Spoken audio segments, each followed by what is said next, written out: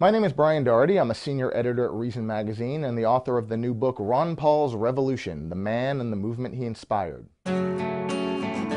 I say this with amazement, but it's becoming more and more clear that we live in the age of Ron Paul. A lot of people don't take Ron Paul seriously as a politician. They look at his, three-decade career in Congress and say, what has this guy ever done? I mean, practically no bill he's ever introduced has even gotten out of committee. Well, that's not the kind of legislator Ron Paul is. I mean, he's not there to do what all of his colleagues want to do, which is basically use the machine of government to sort of funnel other people's money to whatever they think is important.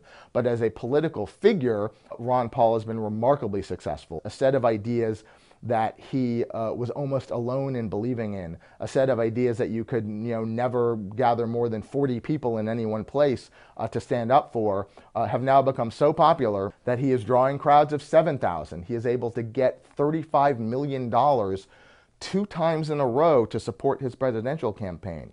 His fans understand that what Ron Paul is out to do is not just to win an election. This is not to say that, oh, Ron Paul isn't running to win or Ron Paul doesn't want to win. I'm quite convinced that Ron Paul would be very happy to win. But unlike other candidates, Ron Paul can succeed even if he doesn't win. He's going to continue to rack up delegates.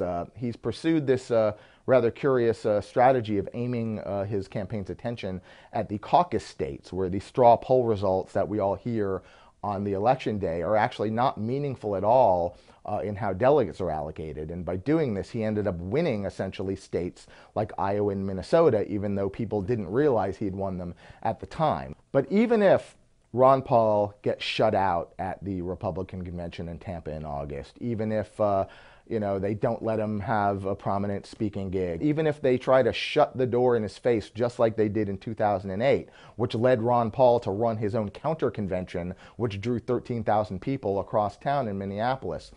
Even if they do this, the injection of Ron Paulism in the Republican Party through the 2012 campaign is not going to die. That does not mean, though, that Ron Paul is creating some sort of cult of personality. Uniquely among politicians, Ron Paul gets his fans reading. Ron Paul writes serious books of political thought and political philosophy, and they become bestsellers. Those books always have bibliographies. Ron Paul is always talking in his public speeches about the thinkers who influenced him, whether it be the Austrian economist Ludwig von Mises or the 19th century French liberal Frédéric Bastiat.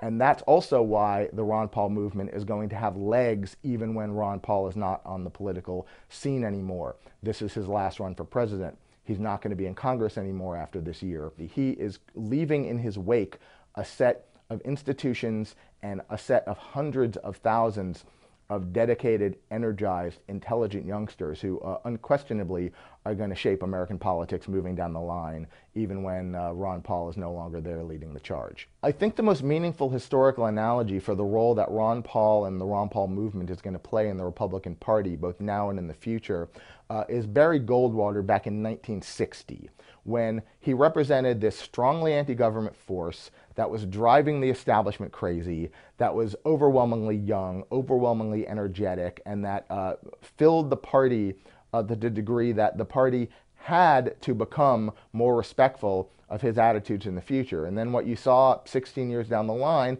was Ronald Reagan, a guy who had been out on the stump for Barry Goldwater in 1964, is a presidential candidate. And I think you're going to see that same pattern unfold for the Ron Paul people. I would remind you that extremism in the defense of liberty is no vice. It's about steering this country's philosophy of government in the future. And on that level, I think it's undeniable that Ron Paul and his campaigns and his movement have been an enormous success. What happens if my concerns are completely unfounded? Nothing.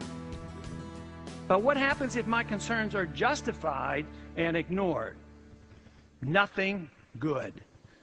And I yield back the balance of my time.